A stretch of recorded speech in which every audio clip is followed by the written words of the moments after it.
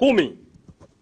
Kamati kuu imeazimia kukaimisha nafasi za makatibu wa kanda zilizo wazi.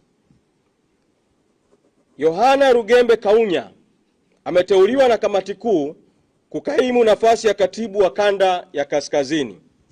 Mchakato wa kukaimisha katibu wa kanda ya kusini unaendelea na utahitimishwa kwenye kikao kijacho cha kamati kuu. 11.